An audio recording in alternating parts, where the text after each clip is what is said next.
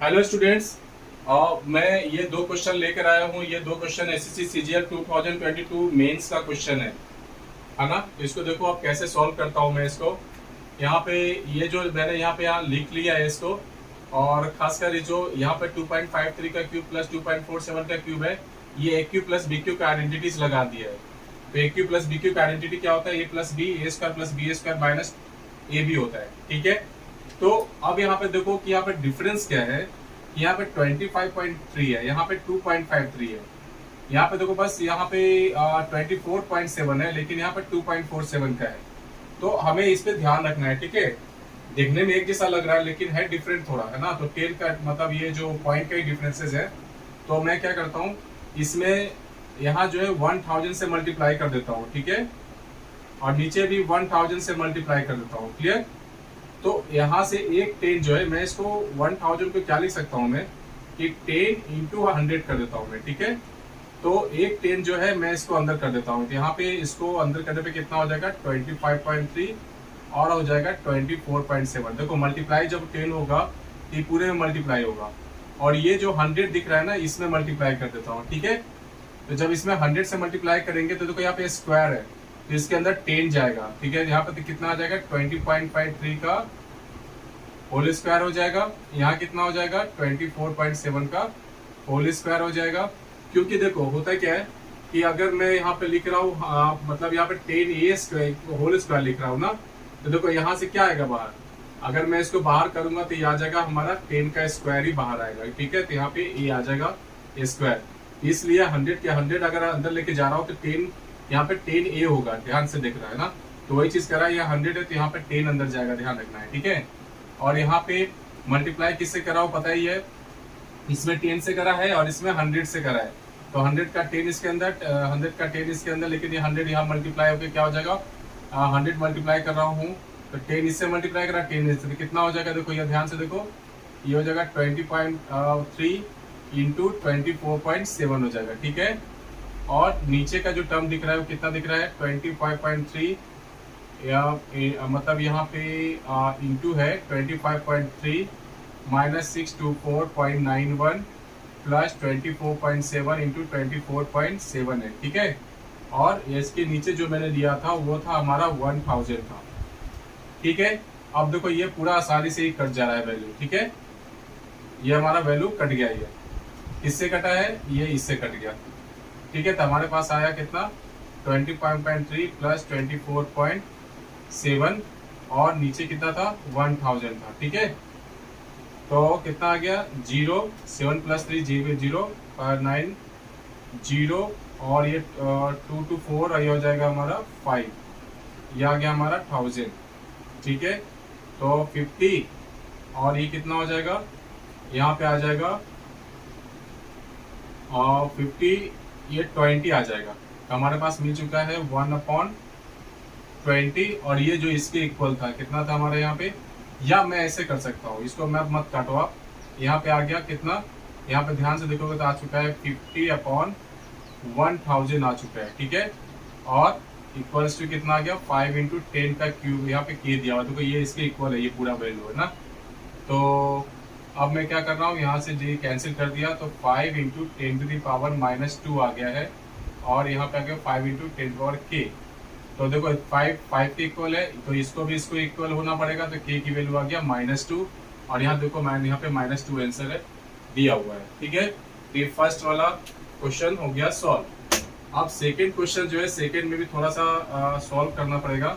Second को भी देखो मैं बहुत आसानी से सॉल्व करता हूँ।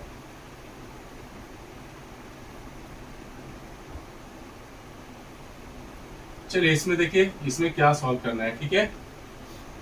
तो यहाँ पे जो वैल्यू दिया हुआ है, यहाँ पे दिया हुआ है ये 3 दिया हुआ है। ठीक है। यहाँ पे देखो ये 3 दिया हुआ है। ठीक है। तो यहाँ पे मैं इसको सॉल्व कर रहा हूँ, यहाँ लिख रहा हूँ 3। देखो इसका वैल्यू जो होगा ना 1 हो जाएगा।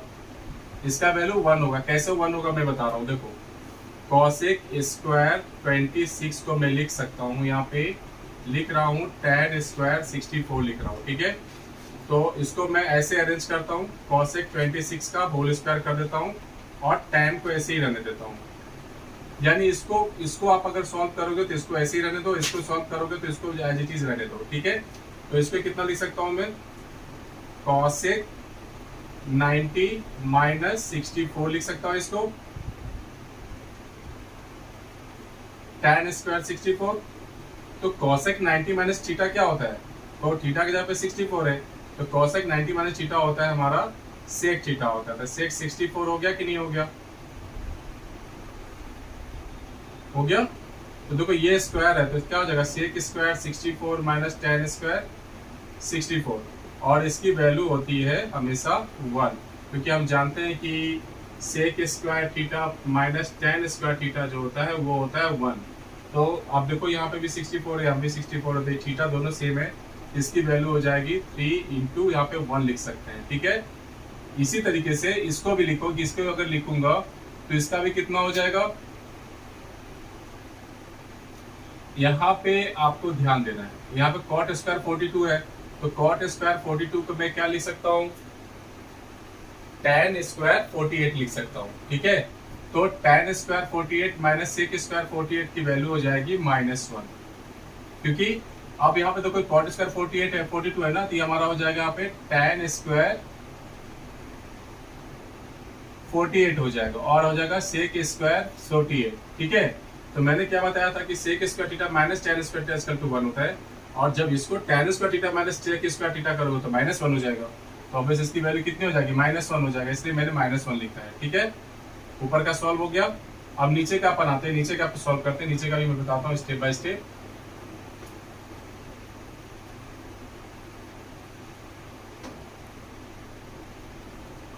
मैं फिर से लिख देता हूँ, ठीक है। यहाँ पे हो जाएगा, यहाँ पे आपके पास जो आ गया है वो आ गया है 3 इंटू 1 प्लस ये हो गया -1 अपॉन, अब देखो यहाँ पे ये दो चीज कॉट 22 माइनस थीटा है, और यहाँ पे कितना है tan, मतलब यहाँ पे हो जाएगा थीटा प्लस 68 हो जाएगा।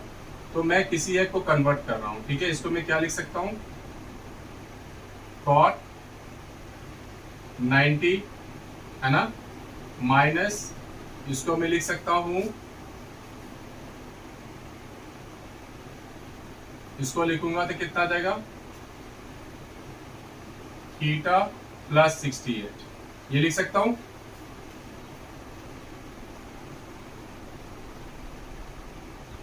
आराम से लिख सकता हूं, ठीक है। तो इसका ये कितना आ जाएगा बताओ आप, इसको जब लिखूंगा और यहाँ पे इसको ऐसे ही रहने दो आप, प्लस 68, ठीक है।